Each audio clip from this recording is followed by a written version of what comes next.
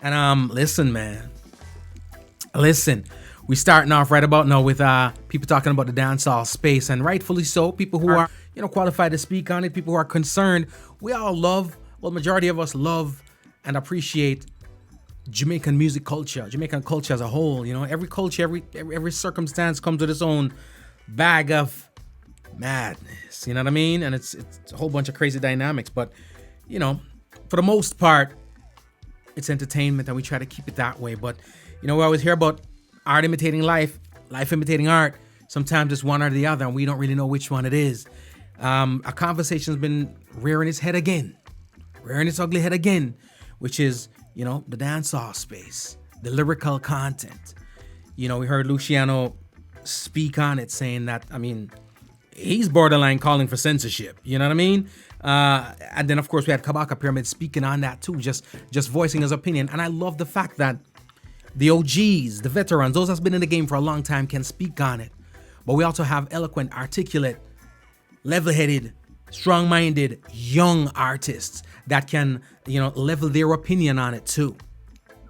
Sometimes we're always concerned about, can the OGs reach the youth? Can the OGs... And listen, dancehall, as is many other music genres, are a young man's sport.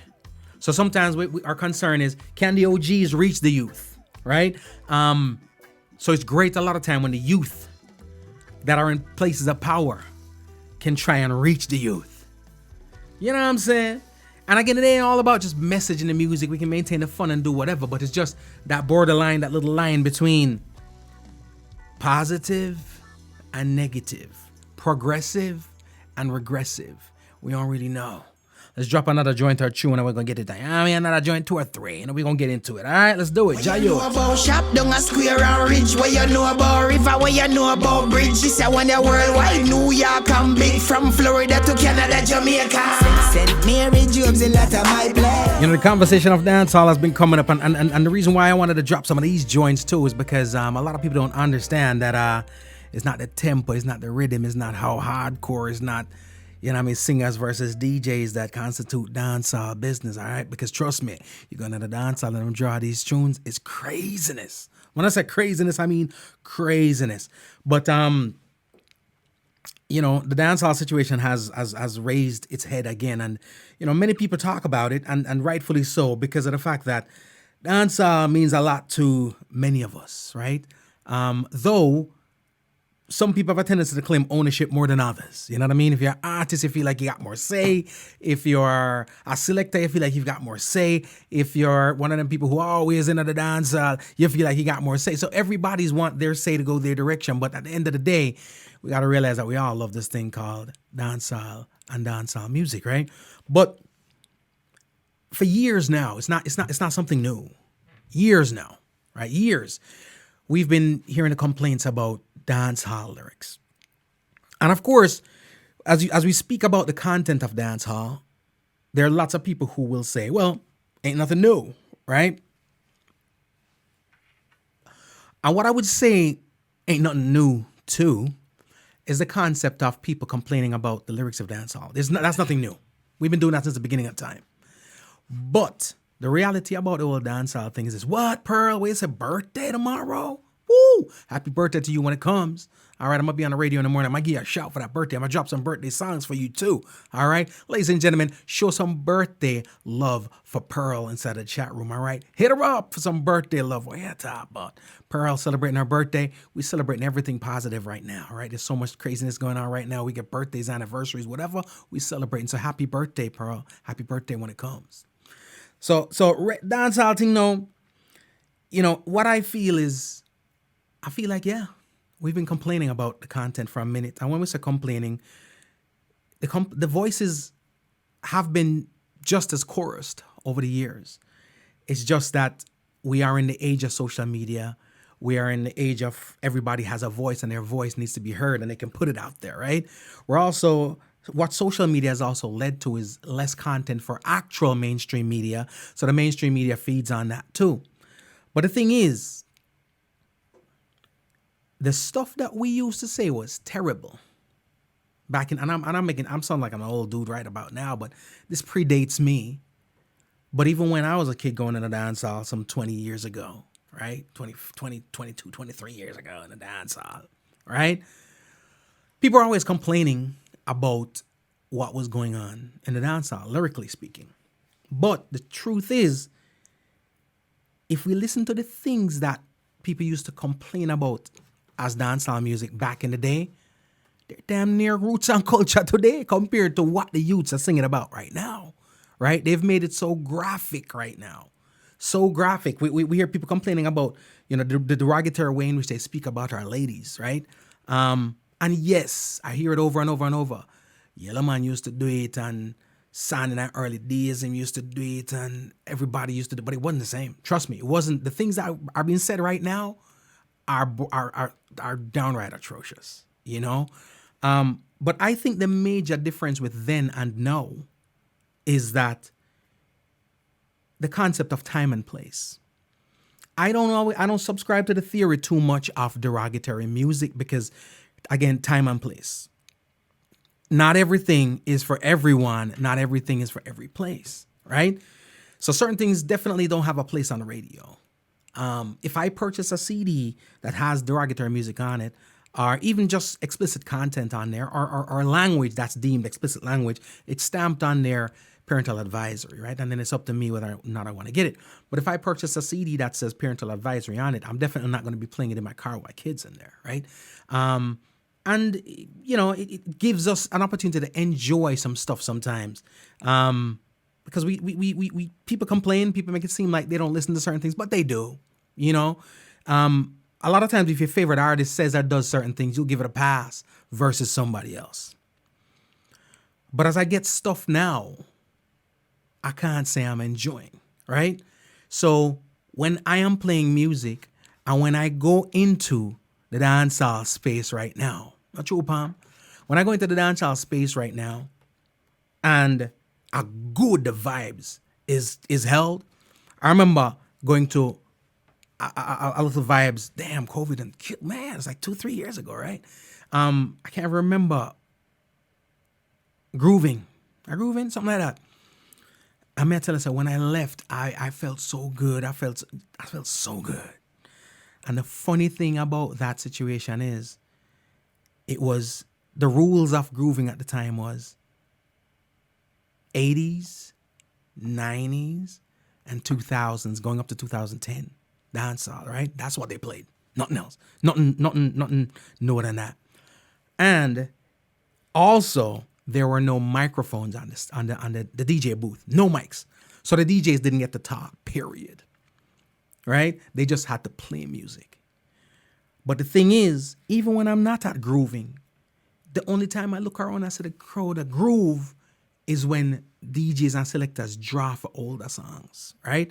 And I'm talking about from dancehall to reggae to whatever the case may be. Because remember, when we go into that venue, that is the dancehall, It ain't about the genre of music. It is the dancehall. Correct me if I'm wrong, but I've gone to some dance and the dance don't flatten until a gospel draw, until a country and western song draw, right? Until a R&B, a real classic soul draw.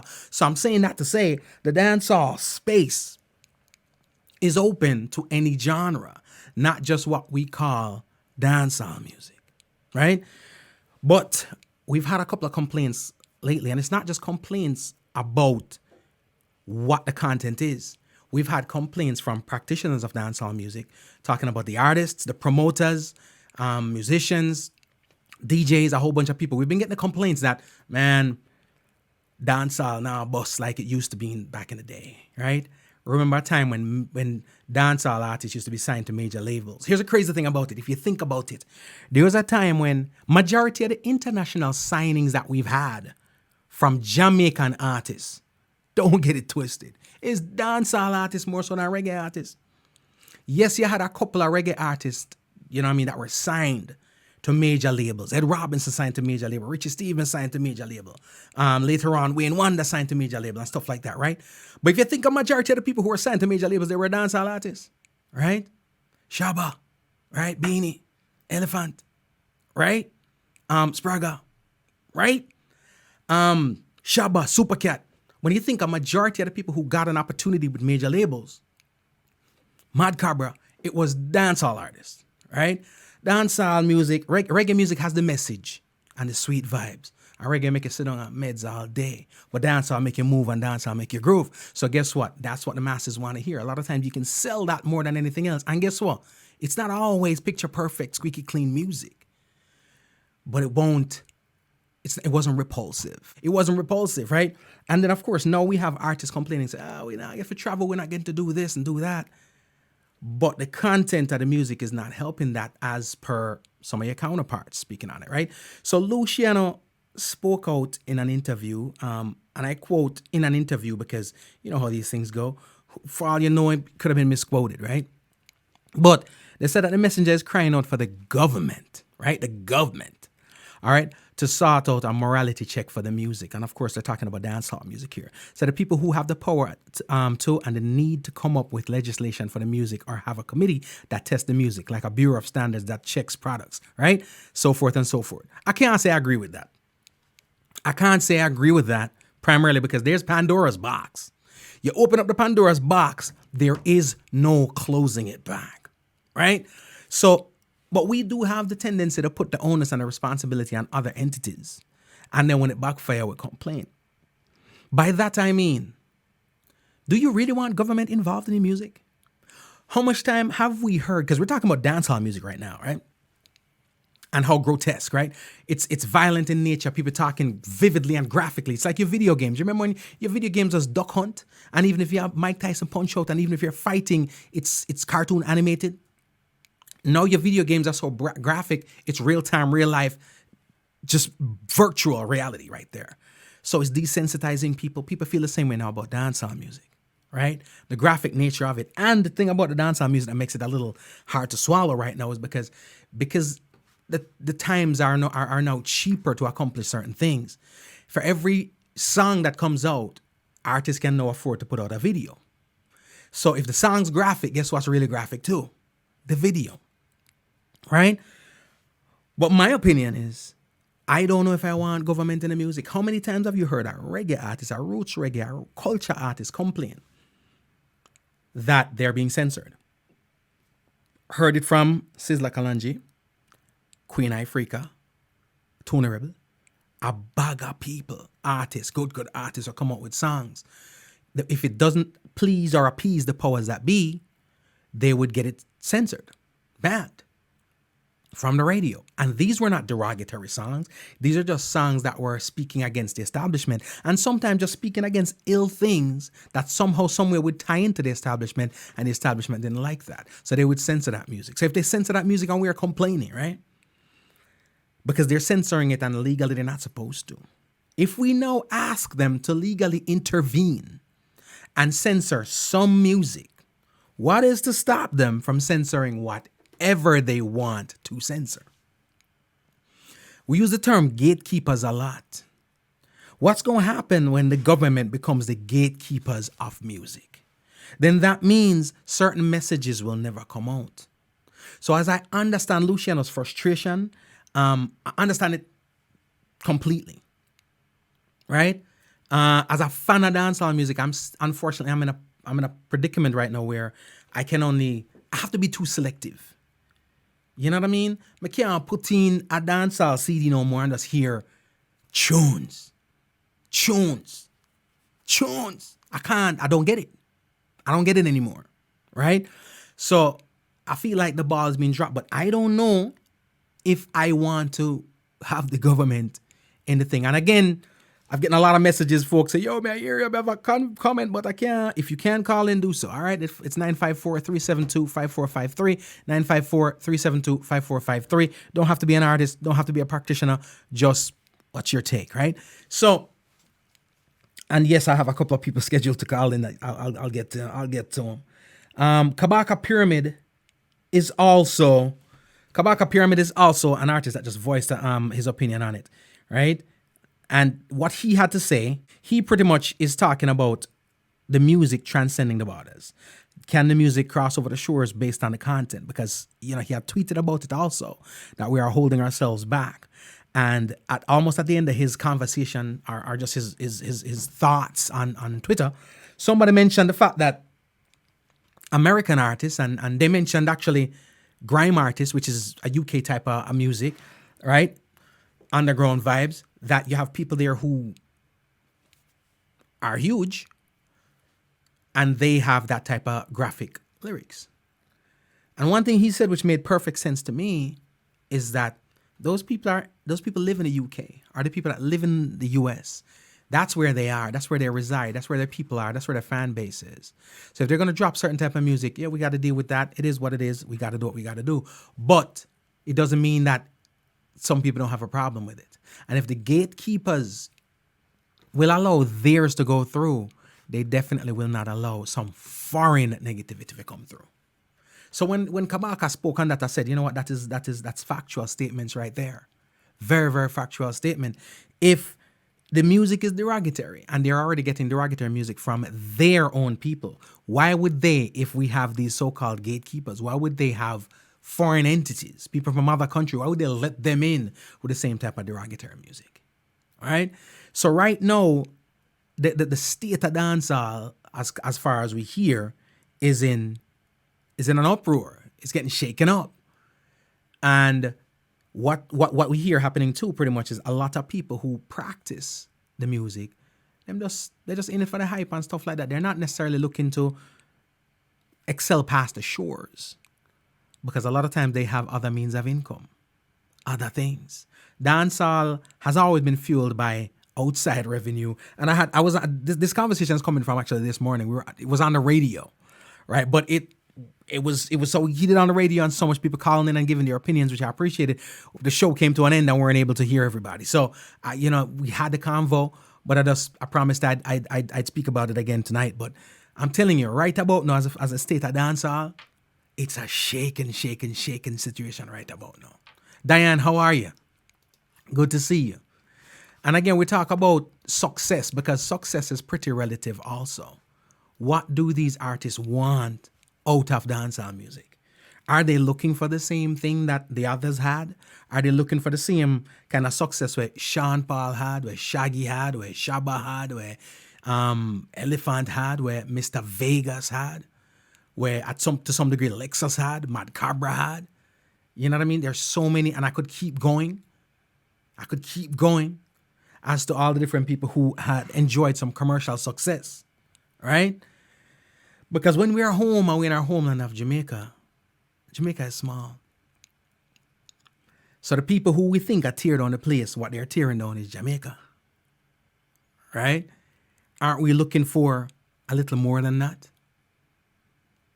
So as fans of the dancehall, are you happy with what's going on inside the dancehall space right now? As artists that are in the dancehall, are you happy with what's going on in the dancehall space right now? We're going to find out. Trust me, we're going to find out. Whoa, yeah. Whoa, whoa, whoa.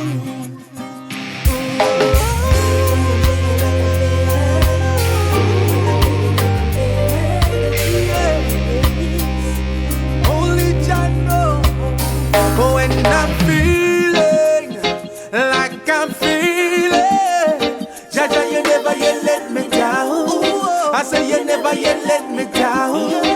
When I need. Carla, you live. How you doing? Greetings, G. Cole. Happy New Year, my brother. Happy New Year. Happy New Year, bro. Happy New Year. Give thanks, brother. Give thanks. It's 2022 and the year start off. I'll be a shake up already at the dancehall. Have you been seeing the conversation going on when it comes to the Lushis, when it comes to the Kabakas and more about what's going on in dancehall right now? I saw what Luciano said, yeah. Mm-hmm. Not so much Kabaka, but I did see what Luciano said. And what was your thought when you read the article? I mean, as you alluded to, it's an age-old situation where there's always been complaints. From there is something called dancehall, there were complaints about lyrical content. Mm-hmm. But there's also a different element now, a different level of, lyrical content that is, I don't even know how to categorize, these are, I mean, let's face it, G. Cole. I think one of the first things we have to face the fact that society on a whole has changed. Mm-hmm. With it, moral standards have changed. Mm-hmm. So what was once considered derogatory may be acceptable and on some levels now. Mm-hmm. And even the lyrical content of yesteryear could not fly today. Do you think an artist would get a reel forward on a tune like Shabba Ranks Dembow today in 2022? Those kind of lyrics. Right. I mean, what Shabba was actually saying there. You know what I'm saying? So some things have changed, and some of them not necessarily for the better. Mm-hmm. But the truth is, this is where we are. Right. There's always been that age-old argument back and forth. What responsibility does an artist have for his or her words and conduct to the public in terms of having influence? Right. So the question also has to be asked there, what the direction the artists are going today. Before, in the 90s, one of the biggest complaints was the gun lyrics. Mm-hmm. We still have a lot of that today, but again, it has gone even further because one of the comments I heard now was that artists are not only just talking about killing people, they are making songs telling people how to kill people. So how much is too much? Well, let me ask you this, and ladies and gentlemen, we're talking to Marlon Burrell. Yeah, man, I'm hearing you. Can you hear me? Yes, I do hear you. Give thanks, ladies and gentlemen. Marlon Burrell from Real Rockers. What I was about to ask you is this: when we talk about what's in dancehall, yes, there's always been, I guess, what you'd call adult content, because some things are adult content and some things are derogatory content, some things are dangerous, negative content, but some things are just simply that, adult content, right? True indeed. Now, when it comes to the music in the dancehall, and we say, well, things have changed, things and times have changed, dancehall music is being made, or our music in general is supposed to be made for the fan base. Do you hear the complaints from the fan base? Because the thing is, the only people I hear supporting and screaming loud and clear and saying, nothing wrong with what's going on. Nothing at all, right? The only people I hear say that are, one, the artists that are participating in it, right? There are a couple of people who really adore these artists. So no matter, it's no different from politics. I mean, we just saw the January 6th insurrection, whatever, right? So there's some people whatever the people who they like do, they champion that. Even if deep down to their core, they don't feel that way, they just cannot not support who they must support, right? But so my thing pretty much is, are there people out there that really see no problem with what's going on in the dancehall music and just considers it evolution, or does it bother as many people as we think it bothers? Especially people who love and are from dancehall. I don't think it bothers as many people as we would think. I think there are people out there who are just moving with what is happening, and they're not finding a problem with it. Again, the premise is a different time now, and they don't have the respect and the reverence for the artists of yesteryear. That brought dancehall to the level that it got to. Right. I noticed I used the past tense there, that it got to. So in other words, there's been a plateau somewhere along the line. Yes, and we have regressed. You alluded to international signings. When was the last time a dancehall artist got signed to an international label? In fact, I was having a discussion with a colleague 2 days ago. Listening to 99 Jams here in South Florida. They play quite a bit of dancehall, but they don't play anything that's been released in the past 15 years. Yeah. Can't play it. Doesn't that tell you something? It's quite telling, but here's the funny thing about it. Now we compartmentalize, right? And we look at it as, okay, why can't they play it? It's not just because of the lyrical content, because at the end of the day, there That were is true. there are certain things that they couldn't play back then either. But the thing, Right, correct. my conversation earlier was the artists that were giving you what we'd consider adult lyrics or derogatory lyrics at some point in time, there was an equilibrium. They had other records that could play on the radio. That's So right. you could choose if you going to the dance and you hear your favorite artist do something out of the ordinary. The shock value is almost appealing. You're like, yo, did he? And a lot of time it was tongue in cheek. It was Right. rhetoric.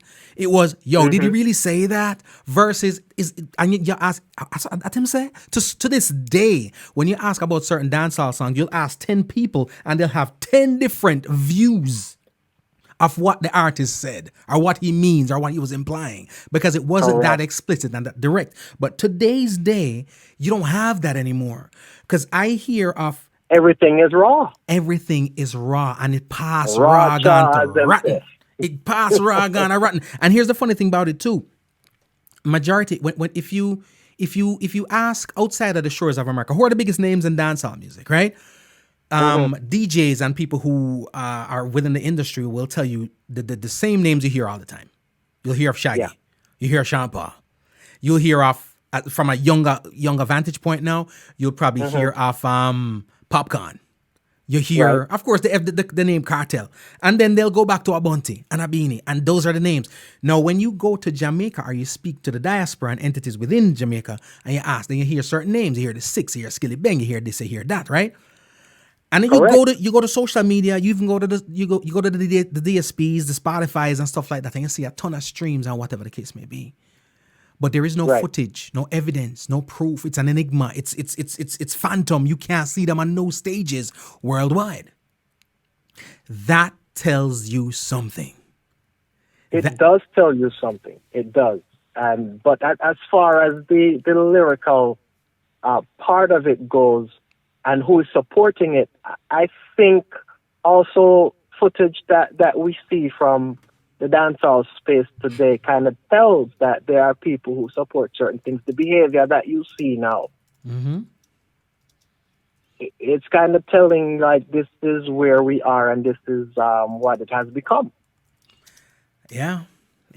But it seems no longer a product to be mass produced and mass sold.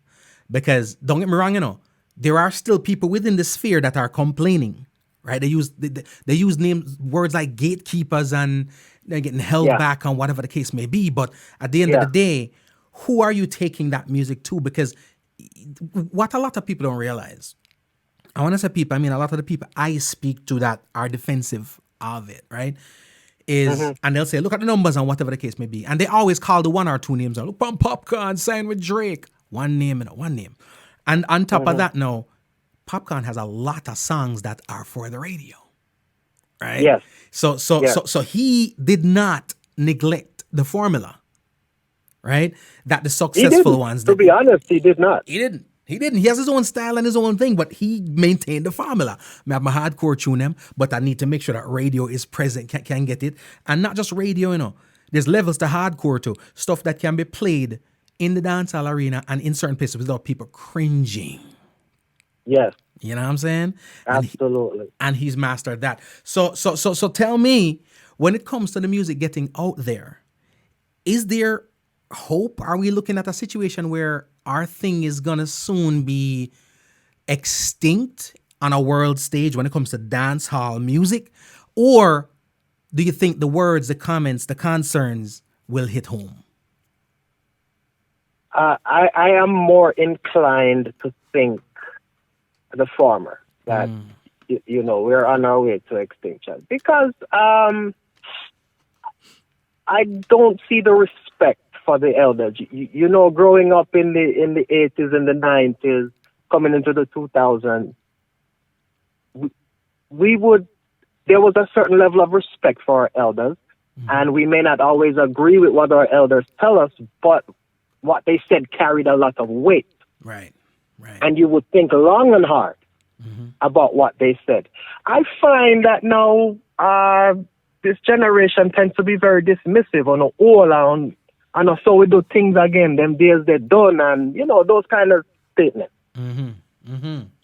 So I would hope that that's not the way it goes, but based on the trend, that's kind of what I see happening.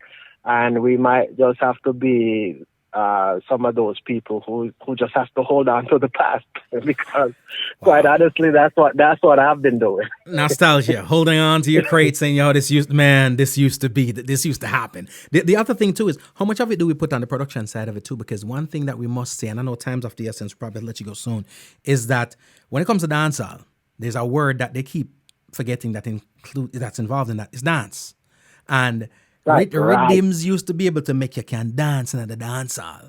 No, and that was the international appeal. Yep, because they didn't understand the language.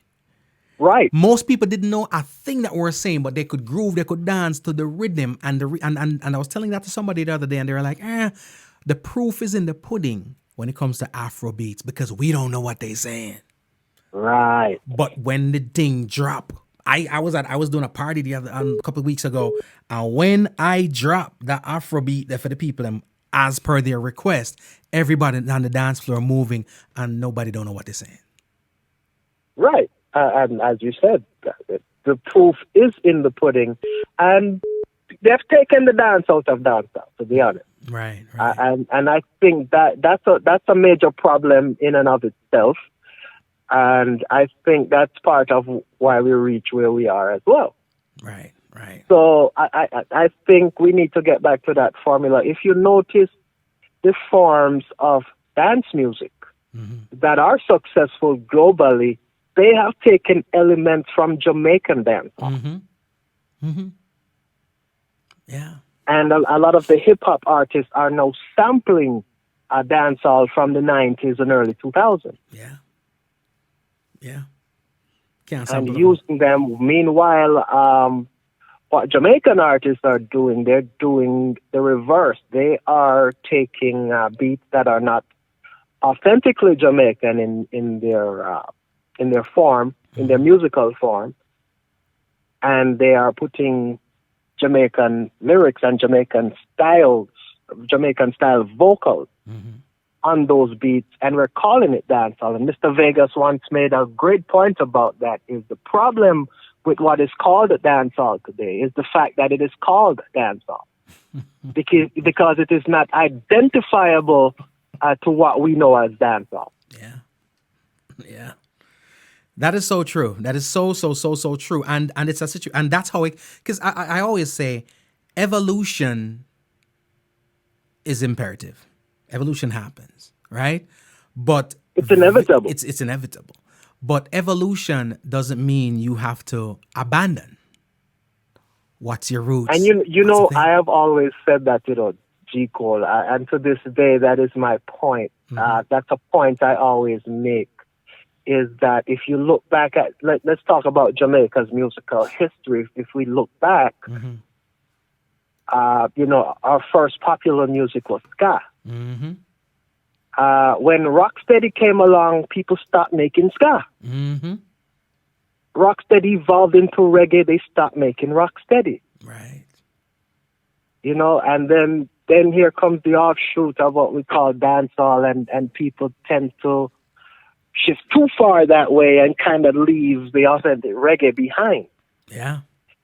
So, there is so much more that we could do in terms of making our scopes wider with what we have already established.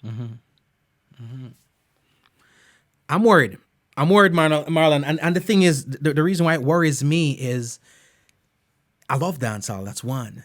But at the end of the day, there are a certain set of young people out there right now that still love dancehall. In its original format, and I'm saying this. Yeah, nothing wrong with experimenting and stuff like that. But I see, and you tell me if you've seen this too. It almost seems like there is a, when I was growing up in Jamaica, I didn't want to move to this country.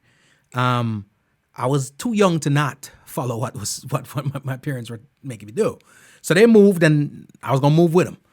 But there were people who all they were looking for in life was to migrate, right? Right. And it's also because of the influence of TV. When we used to watch TV, we'd see a lot of stuff, Miami, LA, That was the U.S. Miami, L.A., New York, right? That's what came on TV. Everybody wanted that.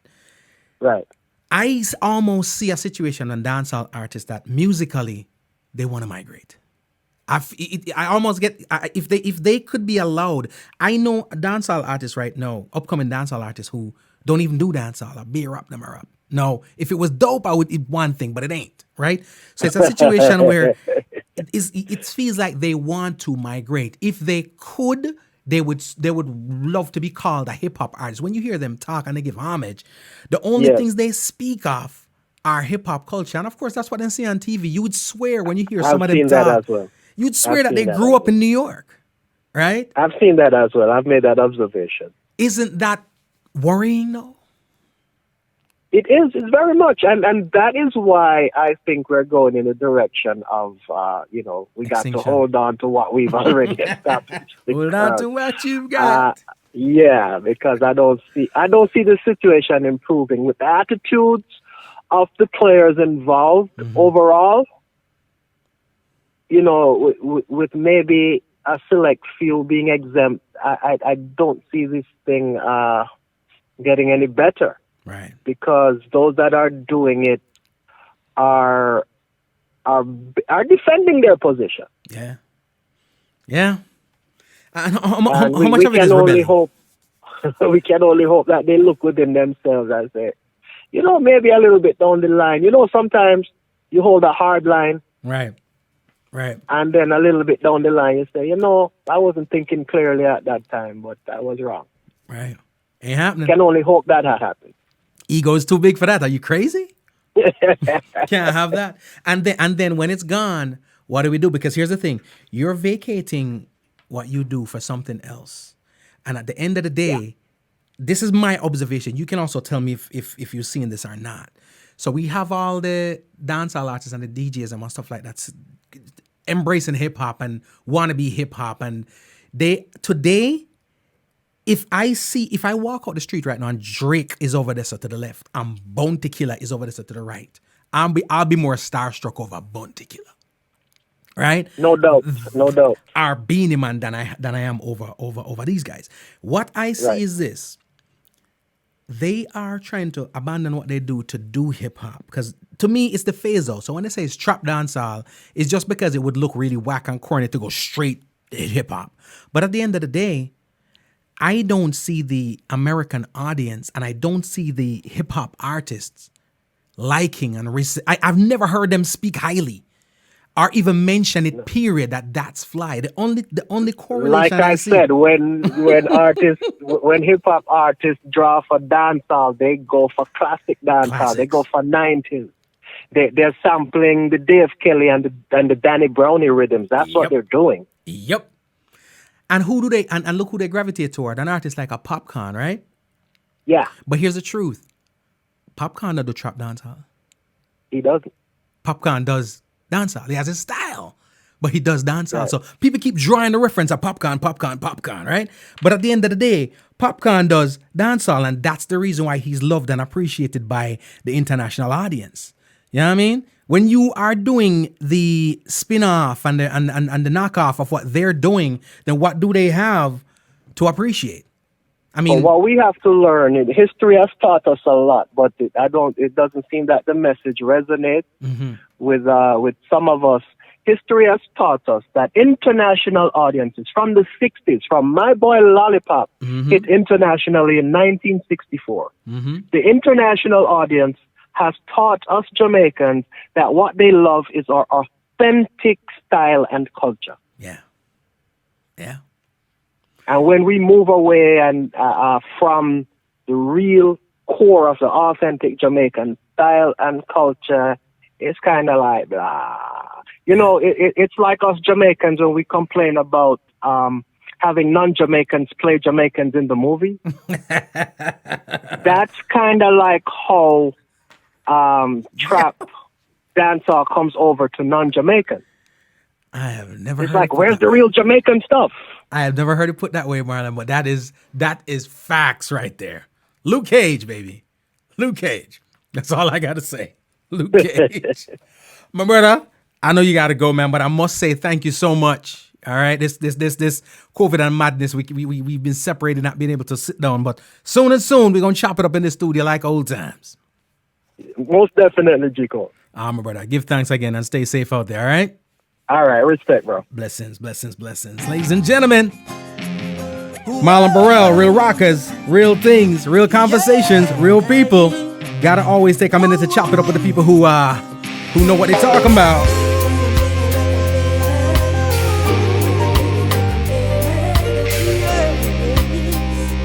Only Jah know when I'm feeling like I'm feeling. Jah, you never yet let me down.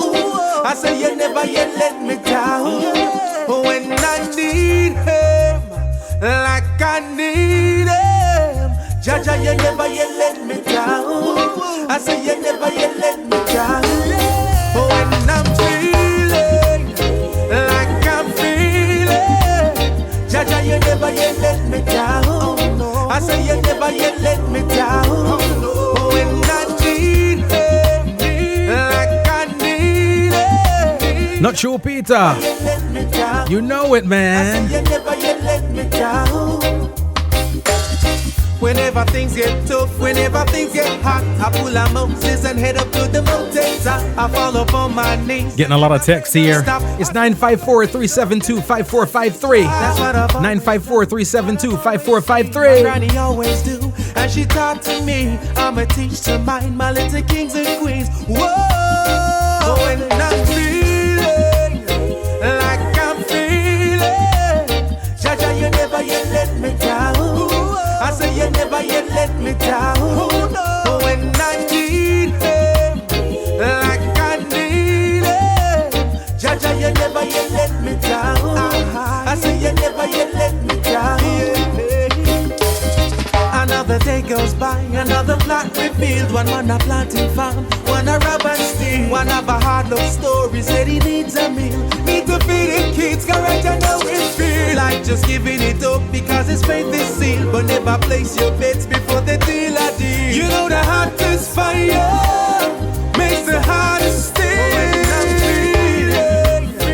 Like I'm feeling. Jah, you never yet let me down. I say you never yet let me down. When I need him, like I need him. Jah, you never yet let me down. I say you never yet let me down. Even if I'm breaking inside, he forsaketh me never. No. My faith is stronger than pride. Jah is with me forever. Forever and ever and ever and ever.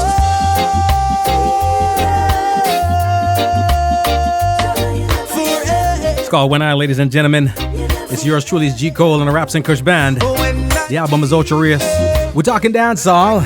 And of course, the title for today is Can We Fix It? Or Is It Even Broken?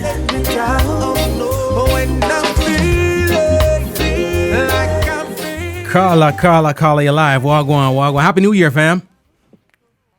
Hello, happy New Year, G. Cole. What's going on? Brother, I'm just here, man. In a panic right now. I fret over I'm a good old dancer. You know what I'm saying? I know you're a dancehall lover and avid participant of the culture. So maybe you could tell me something that's gonna make me feel better. But you know, you've heard the rumblings going on of lately about dancehall. We've heard Lucy come out and speak on it. And I start with the Lucy sentiment because I don't really agree with most of it. I agree with the core of it, which is pretty much some cleanup is necessary, right? But that's just my opinion. But the part of it, the part of it that I wasn't for is talking about the government needs to do something. Because again, we've heard some of our favorite and our major artists that were doing roots and culture music get censored and banned because the powers that be didn't feel like the message that they were doing was beneficial for them, right? Even though it's positive stuff. So I feel like that's Pandora's box. But talk to me right now when it comes to the field, the realm, the space of dancehall and its music. How do you feel about the music you're hearing? Well, the dancehall, I'm a dancehall lover. I grew up, I got wood up a dance and them things, and then we started trying experimenting. We started trying to experiment with music, doing what we're doing too. And everything is good, Chico. Remember that we had Rocksteady, as I said earlier, we had Ska and all these things. Mm-hmm. If the trap dancehall is more, it gets more impact and get more powerful than dancehall will overpower it. But otherwise from that it cannot overpower it. Everything happens naturally. All chips will fall where they may. You can't fight anything because people don't do trap dancehall and say, okay, we're just gonna trap dancehall. If people sing what they like, most people interpret music by trying to target the audience. Mm-hmm. But I don't think that is the way to look at the music. The way to look at the music is sing what you like. The man, they must sing what them like. The man, they like. They grew up listening to a lot of hip-hop. They grew up on Zip FM. The times changed. They grew up on Zip FM playing a lot of hip-hop, and then people love these things. They grew up on Biggie, and it just morphed into that. Just like how the dancehall left from Jamaica and morphed into rap. Cool Earth carried to New York, and it morphed into rap. And rap become a more powerful force than dancehall. It's a natural mystic. Nothing can change. Structures can change it. It's just, as I said, the chips fall already made. Life will fix it. I do a lot of trap dancehall. I like trap, but I love dancehall music also. Mm-hmm. But the things that we love dancehall for too, and we cuss dancehall for, are the same things that we hate it for. And if you drop these things, alright, you notice that from Bounty Killer stop being Bounty Killer, Cross, Angry, Miserable. None of Killer song them not it. Sizzla Collins the same, them stop it from them take out the core element, which is the 3Gs, girl, gun, and weed, girl, gun, and guns to them say. So is like a balance of life that's like, it's a matrix, like, it's alright, damn if you do it, damn if you don't, but this is the way it works. Cartel, make sure I'm stick to it because I realize that this is the way it works. And if you veer off field, it's going to flop. Just like Stagger Benz, it's veer to our side, flop. Only maybe Sizzla and Cableton and Buju escape with being dancehall artists and then switch over to being reggae artists, and it works. Mm-hmm. Because no matter what, the dancehall is going to be what is happening every day in society. And you can't tell a man he must set example when he is in the same age group as the other people that he's singing for. It's just life or work itself, I think. Wow. I love your viewpoint on it. There's certain things I'm hearing. The first thing I heard was when you say, we had ska and we had rocksteady. We speak about the evolution, right? What came along with those evolutions was the abandonment, because when rocksteady came, ska died. In Jamaica, at least, right? So, and we can't say it without that. We're nostalgic and we hold on to certain legacies because it is our heritage. But at the end of the day, we can call a spade a spade. Within Jamaica and Jamaican core, ska died, right? Rocksteady died, right? So if we continuously take that approach, right? Isn't it just a matter of time, like the conversation I was having with the previous caller, until dancehall is dead too? And I wonder about, our appreciation and where it comes from, because even when we talk about, a lot of times I hear the Cool Herc comparisons. Dancehall really never morphed into hip hop. Elements of dancehall is what created it, and the element that created it was the toasting element over the beat. But dancehall never turned into hip hop. It's not it's not an evolution of one to the other.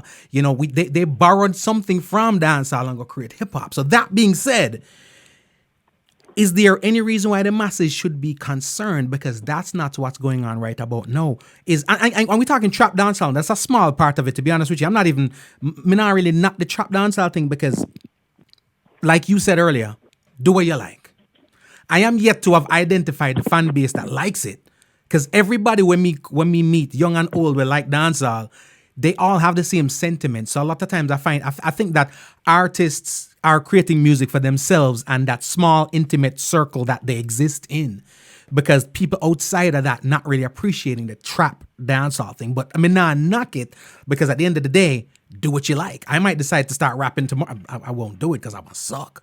But I might decide to start doing that. But at the end of the day, based on what you're saying, should the lovers of dancehall, the people who enjoy dancehall, I'm not talking about the old people, or even my generation, should there be fear and concern that it's just a matter of time until dancehall too will be a thing of the past?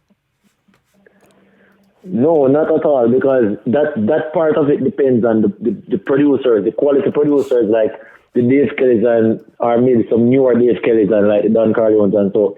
If they come back or have people that they groom, like Nigel staff and these people that they groom, to come and build high quality dancehall beats, it's still gonna hit. Once they get the high quality dancehall beat, you're still gonna get high quality dancehall music. That's just how it works. It's not going to be like, okay, it's just gone and dead. Once they come with the quality, as my original liquor dealer say, good shit sell itself. Once it's sorry, I forget about the radio, sorry. But once it is good, once the thing has quality, it's going to sell itself. Even look at Gangnam Style side. Nobody knows what he's saying in the song. The song became the biggest song on YouTube. I think we're getting too much down into the scientifics and the Hold on. Here's the reality of it. There's formulas to everything. Gangnam Style blew up for two reasons. One, the novelty of it, right?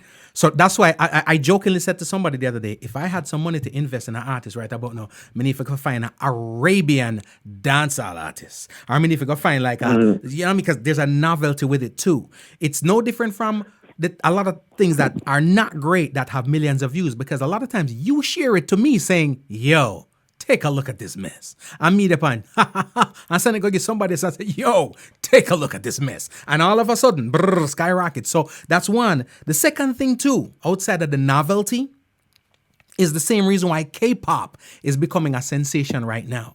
You're talking about a culture that's not known for pop culture, but they're a big, numbers wise, they're huge. Right? So once their market see, well, wow, something go on with somebody for us, they support it. I.e. Yao Ming, right? From the Houston Rockets. But stuff like that will happen. But so I don't know if it's the music itself that make that blow up. But back to the dancehall space, I want to go on to the dancehall. I agree with you in terms of there's a formula that you don't want to mess with. Now, dancehall is a young man's sport. Everybody's going to age out at some point in time. And when we say age out to some degree. Killer, for example, Bounty Killer. Bounty Killer, I don't think Bounty Killer started to subside in his fame and in his effect out there because he started to change his views. I think his views started to change long after his career started to plateau. Right? Because the youth, them come out and it's a young man's sport. Bunty is doing his thing, Beanie's doing his thing, Sean Paul are doing his thing, but even Sean Paul is not at the heyday where he was 10 years ago. So that's going to happen. But when you talk about the young artists then right now, and I hate saying the young artists, but just artists in general coming out and doing the trap dancehall, and you mentioned the beat, that good producers and whatever. If you are making beats for artists and the artists want trap dancehall, then who are you going to give those quality beats to? No, they will find who to give it to. The people will come along. Because if a man wants trap dancehall beat, you have to give him what he likes so he can connect with the audience. That is what he likes. Mm-hmm. And that energy pushed into the track is going to work. Just like Vybz Kartel. Vybz Kartel is what, 45 years old, and Vybz Kartel is still as hot as none of these young. He's still the most streamed artist on YouTube for last year again. Mm-hmm. It's the quality, I would say good stuff sell itself. The good stuff going to sell itself no matter what. Outstanding quality going to sell itself. So even when you say what, like with the novelty of like the Arabian artists, mm-hmm. It's just like the two island boys, what everybody takes for a joke. They're not that. People will say, okay, the novelty just play 5%, but guess what? The island boys found a way and it's struck magic, but they're not a joke because they're not laughing when they're doing what they're doing, but it seems completely silly to most people. So fame comes with a lot of different tricks sometimes. That is what works. Is this work? The right time, the right person at the right moment. So the like Island Boys. Yes, I remember when, go ahead. Yeah. No. Go ahead. My bad. Go ahead. You remember when you were saying right at the end when he won that, when he broke the world record in China, and right as he's crossing line, that lightning bolt struck. Mm-hmm. It's a matter of timing and placing at the moment. It's not because the Island Boys, trust me, most people just laugh them off like a joke. But the thing is that they figured a way how to get out there. Mm-hmm. So they're past a joke now. Yeah, but the thing is this, isn't it the fact that it's a joke, that make it blow up, you know? Because here's the funny thing about it. Everybody that I probably got 500 shares of people sending me that Island Boys thing, right? And every Right. last one of them that shared it to me, it was mockery. So what happens is this: we look at numbers. We don't look at how numbers are generated, right? And the fact that numbers are generated that way means that they're skewed, but to some degree they're accurate numbers. They're numbers because people really view them, but people didn't view them for the Right. purposes of which we wanted to view them. But let's talk. Let's hit the dancehall space, right? Again, I appreciate people who bring up the cartels and the popcorns because those are the two names that will be brought up most times because they're uber successful.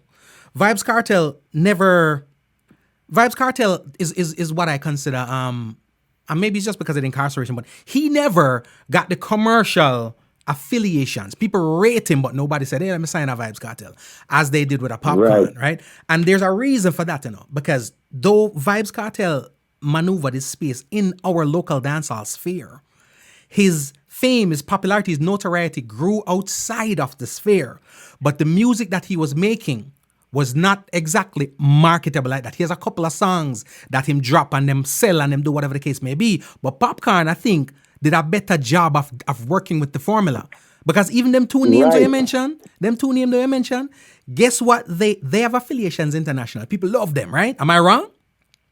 You're right. But guess what? None of them did. They didn't vacate regular dancehall. They both do regular dancehall. So what does that say to the folks who want to do something else? Well, as I said earlier, Rico, everyone has to do what them like. If Cartel likes trap dancehall, he would do trap dancehall, but he doesn't like it, and it works for his career. And if he tries it, probably he doesn't try it because probably that's not what he likes. But if a next man tries it, if the right man try to trap dancehall for one song, Gregory, or 10 songs, and try it and figure the formula out, the whole thing gonna blow up into a different level. It's just the chemistry with the chemistry of your voice and the beat, and if people like it, and it just take off. So you don't think one of them would have take off already? Because remember, people been complaining about trap dancehall for about 5 years now, right? Yes, but yeah. No, go ahead. The right man just not come at Gregory. Remember, some Bob Marley used to sing what Rocksteady, and then Lee Scratch Perry told him to sing reggae. You remember he sang One Love, One Heart, sing that song fast for years that never worked, and Lee Scratch Perry told him how to sing and it worked. It's just a matter of time. Because a lot of kids like this, the uptown kids, Gregory, especially uptown kids like kids that do go UTech, UA, all these Kingston people, they love that half rap, half dancehall mix. It's a big audience, but it is underground. A lot of people don't know. A lot of people don't know. Research it, my brother. Keep doing it. I have to go research it because the conversations I have with the folks that are hitting up the dub clubs and the underground spots them or whatever. Don't get me wrong, I said I will never say nobody digs it, right? But I think the adoration that Jamaica has had for America and for hip hop artists and stuff like that is what is the strength and the fuel for those people who do the trap dancehall. Because when I talk to the people who do trap dancehall, them love it. But I am yet to hear just avid listeners because we separate ourselves now. We have artists over there, so we have musicians, we have this, we got that. But then we have some people over there that are just listeners of music, just fans of music, right? I am yet to discover somebody, even the youth, even amongst the young fellas, teenagers, 20s or whatever, that said to me and say, yeah, that's it. And even in the media houses that are being spearheaded by young people, I expected to see it jumping off. So my concern pretty much is just, I'm not saying I'm opposed to trap dancehall. I got no issue with the trap dancehall, right? My thing pretty much is, are we giving away? Are we walking away? Are we abandoning? And guess what? Volumes is what's speaking. If you have one artist, I'll do it. It can't do so. If we have dancehall artists and 80% of the upcomers vacated for something else, we're talking about a dead genre here, Right. Well, as I say, this is life working itself out. Let the chips fall where they may. Because if that is what the people gravitate into, if the artists are gravitating to it that way, I don't think they're just following. I feel they're doing what they like. So that there must be something or somebody, like people like Javlani. If you listen to Javlani has a lot of good lyrics. Probably some of the songs are not haven't reached that level yet, but he still has a lot of good lyrics. Remember, I sang a song named Check It that went to number one of these local stations here. And then I hear that Yankee sing my song, Spin It Around, and say Shake It, and the song is the most good song. The right person and the right feeling and everything strike goal. Right. And guess what? You know, we have to, yes. That to me would be another thing. Because here's the deal: if we did a thing here in trap dancehall and it blew up and it became something, that would be one other thing we could add on our belt. And of course, just like how we have a tendency to claim hip hop, like say, boy, if it wasn't we wouldn't be no hip hop. There would be the American market that would click, but I would say if it wasn't them, there would be no trap dancehall. So we'd have to share the heritage for that one day. But it's all good as long as it's bringing stuff in. But again, we're talking about those people who are doing, because we hear okay, we talk about trap dancehall a long time. Let's talk about even the lyrical content. Because that's what most of the complaints that we've been hearing recently about dancehall and dancehall music has to do with the lyrical content. What is being put out in the music by the current artists? What's your take on that? I fall guilty of some of that because we do hardcore lyrics, so I would stick to it. But some people nowadays do it to a different stretch of the imagination with some different kind of saying some stuff. Like saying some stuff that maybe is a little bit overboard, or maybe a little bit, or maybe way overboard with some things. But in time it will fine tune itself because who don't want to listen it, don't listen it. So that everybody will dictate where they reach. Every artist will dictate where they reach. So that is your formula.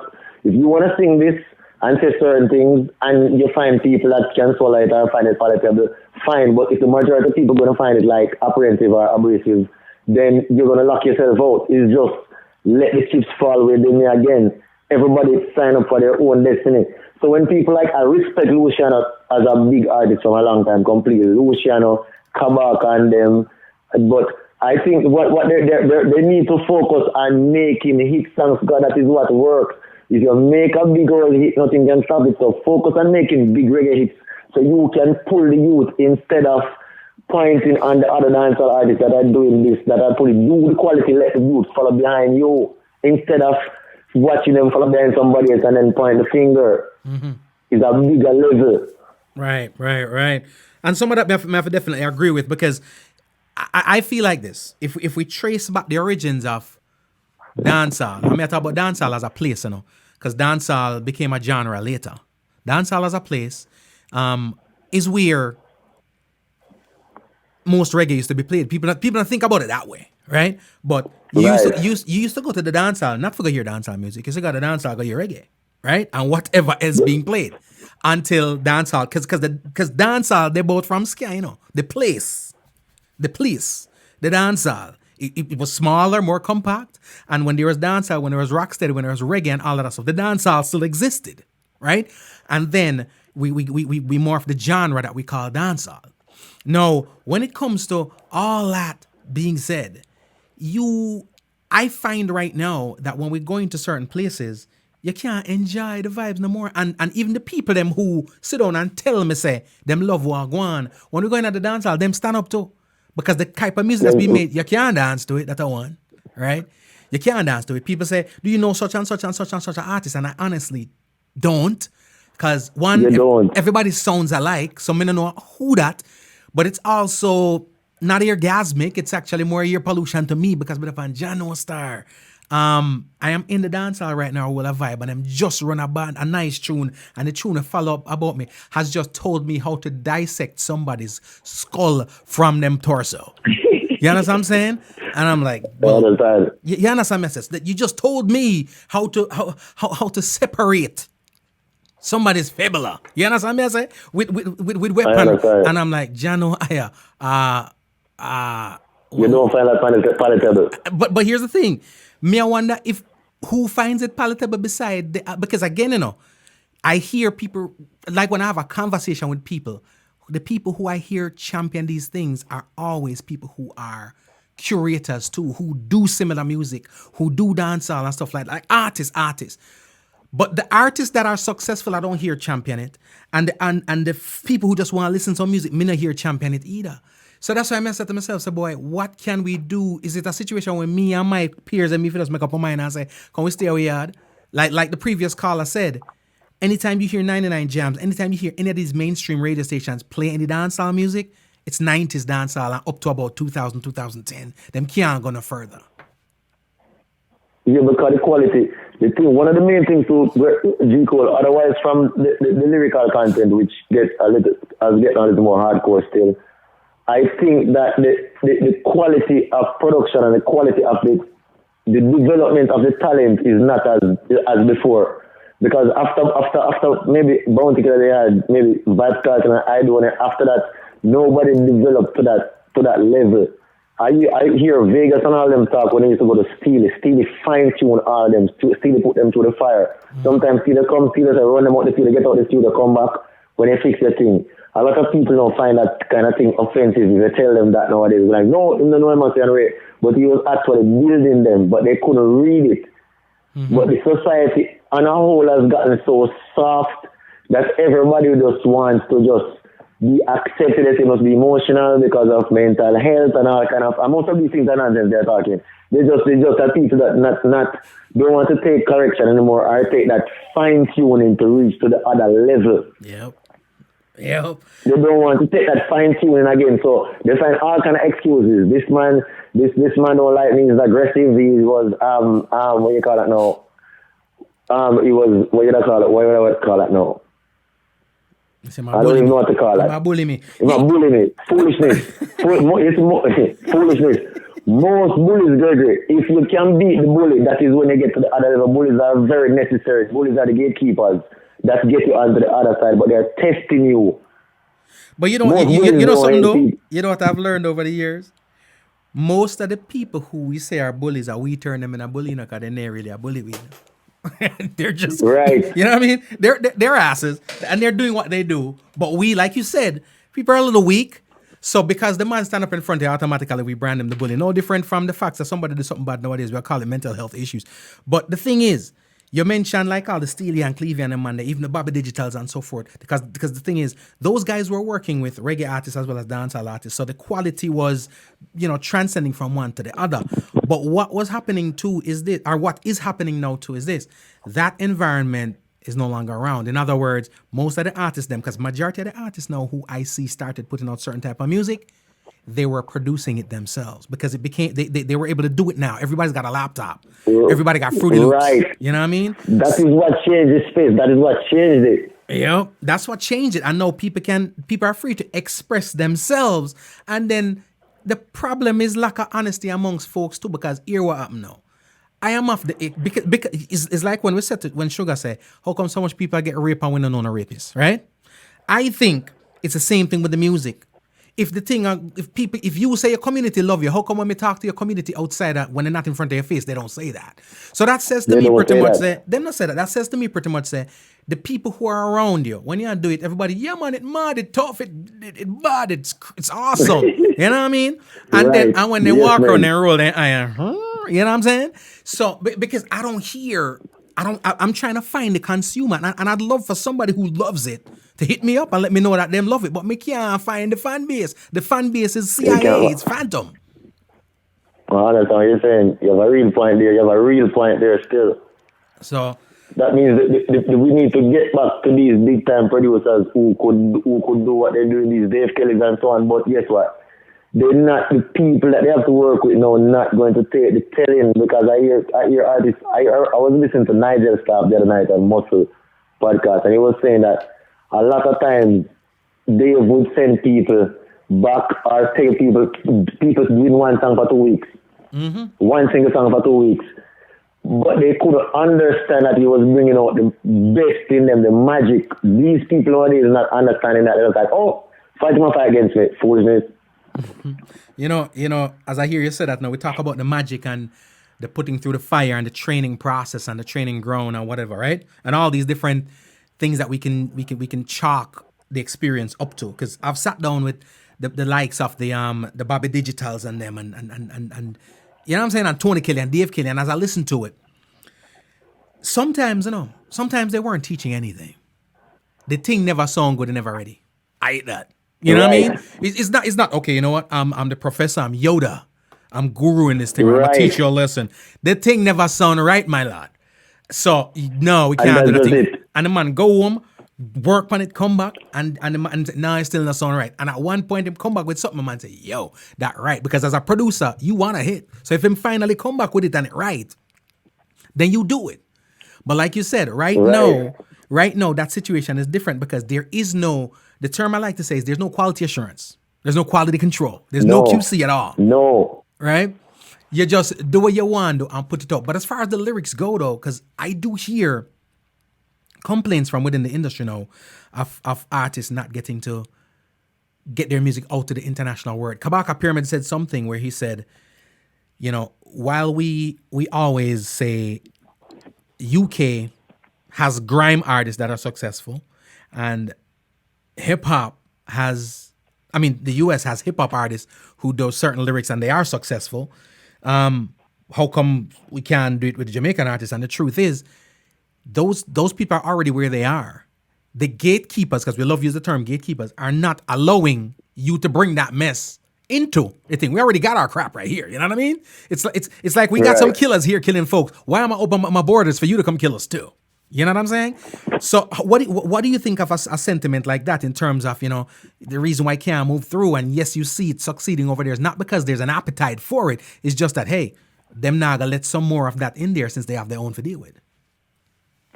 Right. Well, I agree with that totally. The gatekeeper is going to lock out most of that because that's their reason and okay, keep that where you are. But you're always going to have one man come through G Cole that is so good that you can't, that if the gatekeepers can't keep the gate, it's going to burst on the gate. Who do you think that is coming up from the class that's coming up right now? Who do you think that is? In Jamaica? Yeah.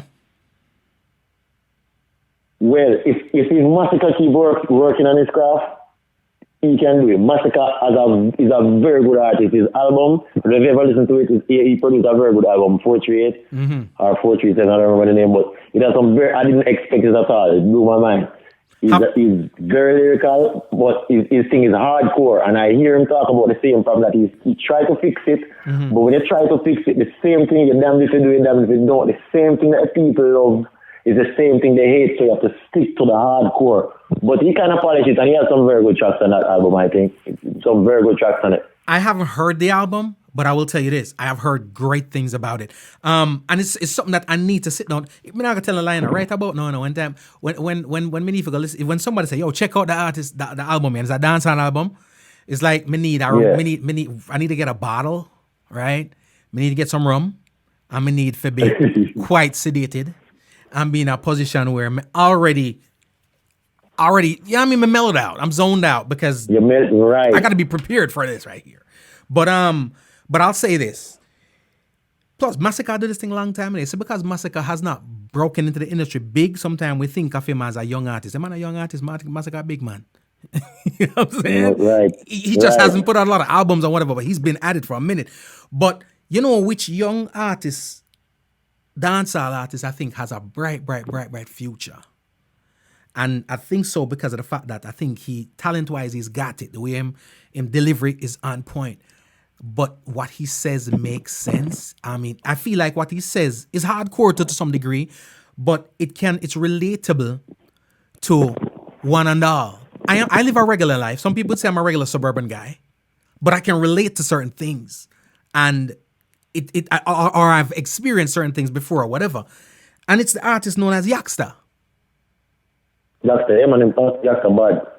You know what I'm saying? So, yes, so when they talk about kicking down the gate or stuff like that, I could see a situation where the gate could be kicked down for an artist like Yaksta. When I say kick down, I mean no favors, like him kicking down the gate himself, because of the fact that I feel like he's armed with the content to bring to the masses. Because a lot of time we're sitting there knocking on these doors, and when somebody opened the door, we don't know what to do. We don't have what to deliver. It's like when they talk about the dog that's chasing the car. When the car stops, then what? Exactly. You know what I'm saying? Brother. I understand exactly what you're saying. But hopefully it doesn't stop for him because he can maneuver it, hopefully. Because remember when Sizzla came out and before I continue to that, One person that from the UK that I think is bursting a lot of doors is K-Sire. What is his name? Is K-Sire. He's very good. Very, very good. Yeah, but he's going to transcend everything. But yeah. But otherwise from that, let me switch in and talk. It's all good. You know why? You see, for the reggae artist, I see, yes, I saw about Sizzla. Yes, Sizzla. Remember Sizzla came out in a time when hardcore dancer was punching it and just come out and just do his thing. The quality was just there. Couldn't resist it. Mm-hmm. And him do a dancehall song and the thing dead for him. As a matter of fact, you shouldn't bring that up because I dancehall song. When do you kill it thing, you know? If you never do bump up or pump, when I still up on stage. But I joke, my man. Right, yes. His quality his quality over the years after that time, I wonder what really happened. I think he maybe lost focus on the music, but during those times... You think so? I think, yes, man. Sometimes I hear Sizzla singing some songs now, and I'm like, I don't think he's even interested again. It doesn't sound that way to me. But that's not new to Sizzla, because you know why I know so that's not new to Sizzla Street is this. Yeah. It's when it comes to artists and musicians, there are certain things that only the fans are going to appreciate, right? Now, a perfect example. When Lauryn Hill did the MTV Unplugged album, right? That's all right. A lot of people are like, this woman's crazy. But I'm such a huge fan that I appreciated it. I just like the difference in it, right?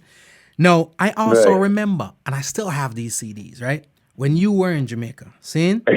You used to give me the Sizzla them when we couldn't get from nobody else. And some off-key stuff where Sizzla sing on some piano, in some acoustic, some jazz thing, and people would think like this is crazy. And everybody, when we play for people, it's like it's crazy. But no, it was fire. And he was still on the come up. You know when I think and how I think things went left? When he signed with Dame Dash.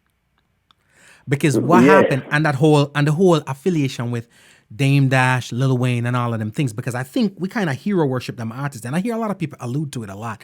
Because what happened is this: the American folks see us doing what we do, they love what we do, then they sign you, and you come here trying to do what they do.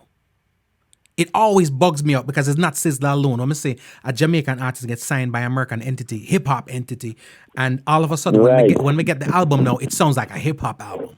And that's the end right there. It throws off everything. It throws off the career completely. Completely.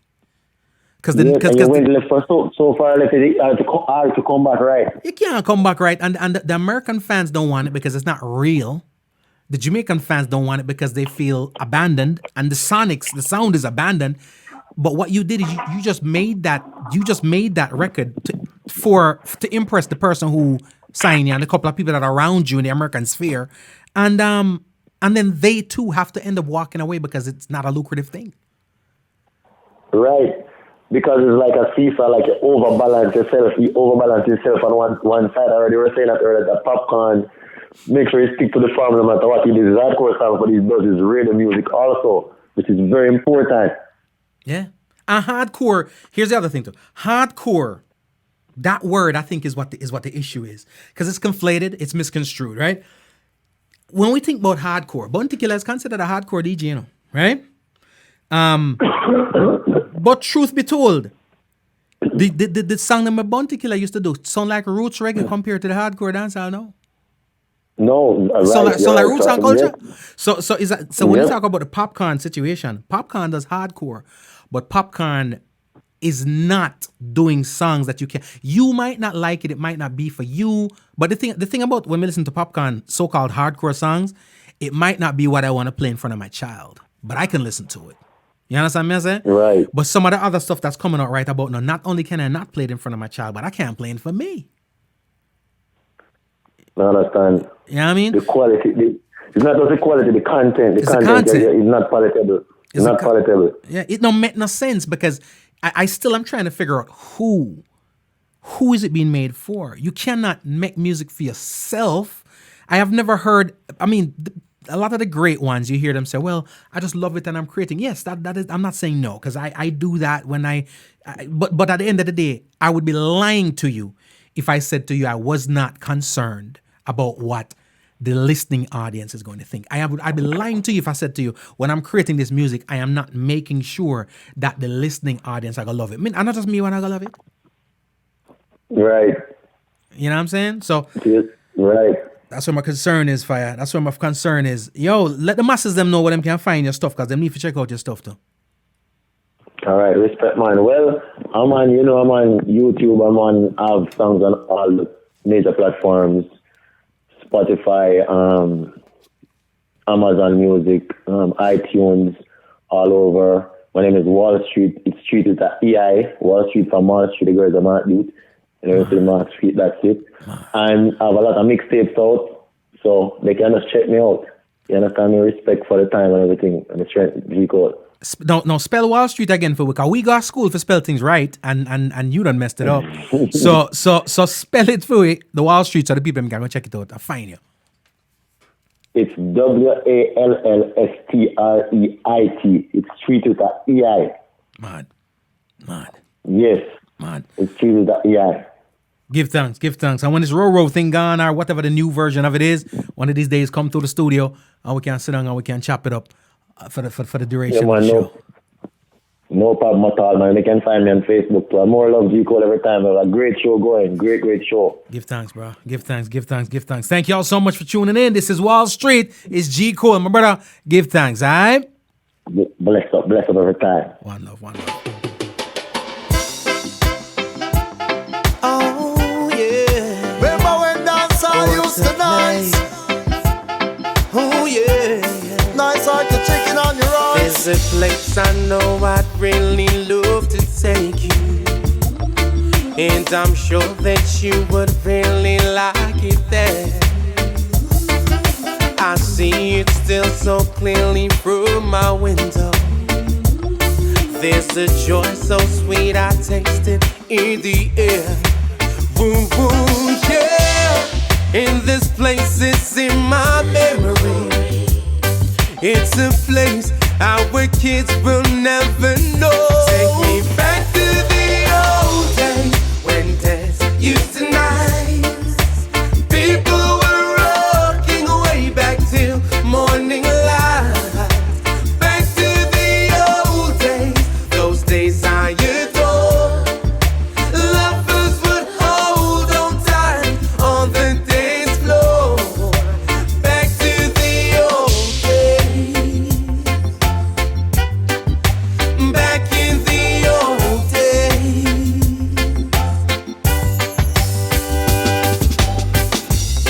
There's a love that overcomes me. Overcome me, yeah. In every Patricia. in the crowd, In the ground, yeah. I'll whisper softly to you, Whisper something in your ear. and you hear me though it's loud. Princess Myra. Ooh, yeah. And this love is in my memory.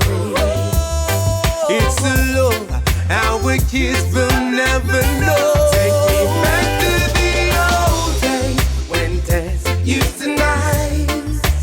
People were rocking way back till morning light. Back to the old days, those days I Hey, Princess Non-Rev, how are ya? lovers would hold on tight on the dance floor. Back to the old days. Come and back in all the old days. Back in the old days. Aye, well, yo. Hey, yo, hey. Remember back in the day when dancehall used to nice. A place to relieve your stress and to all the vibes. Some big sound a play speak and talk to the sky. And when the bassline drop, you see dim the street lights.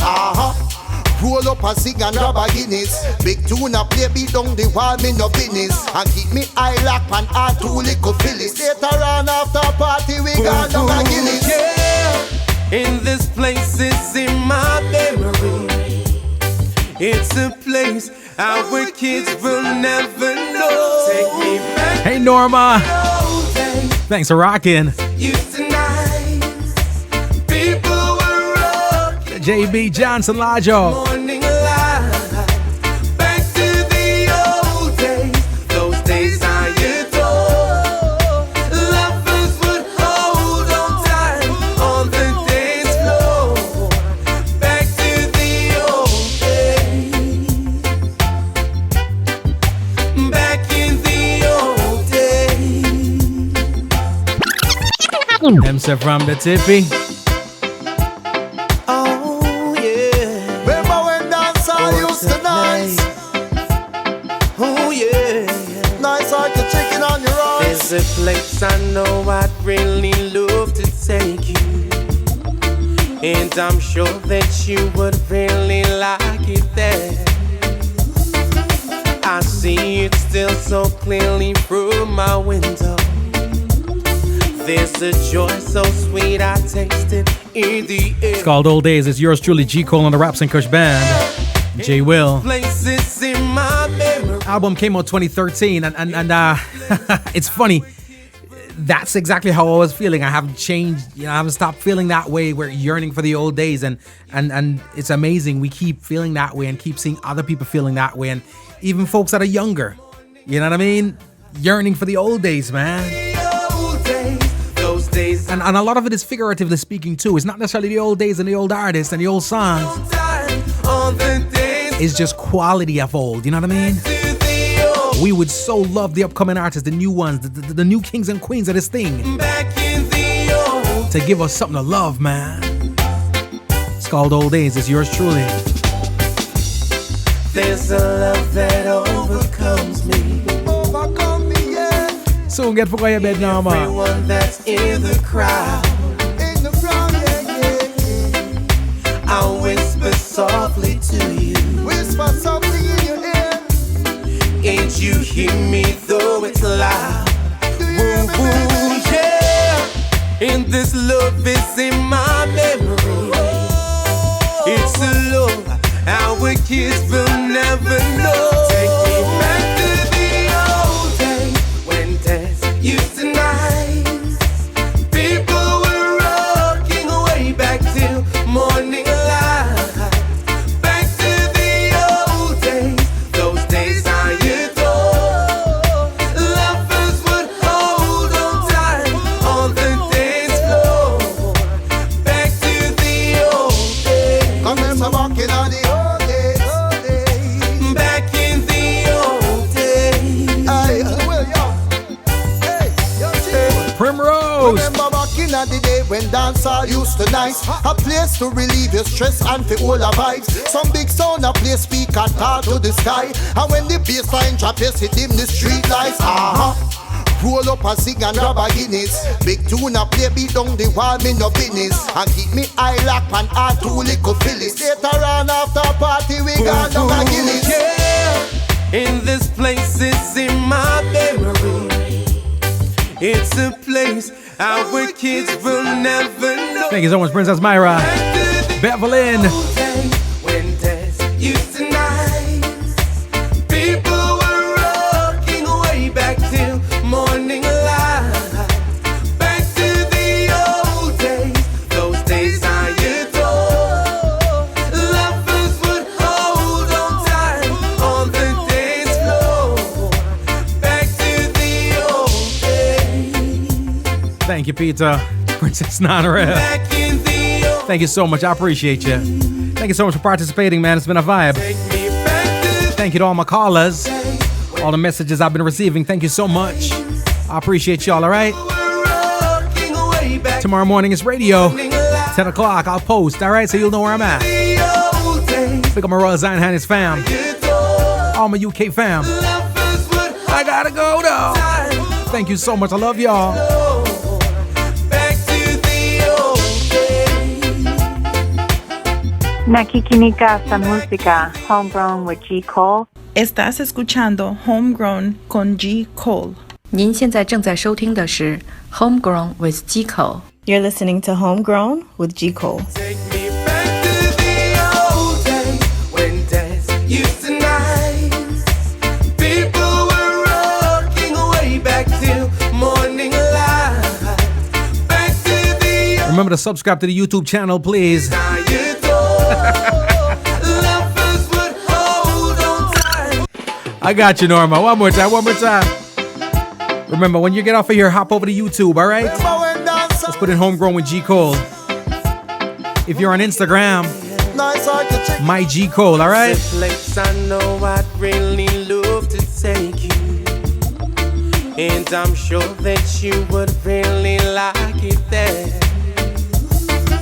I see it still so clearly through my window. There's a joy so sweet I taste it in the air. Boom, boom, yeah. And this place is in my memory.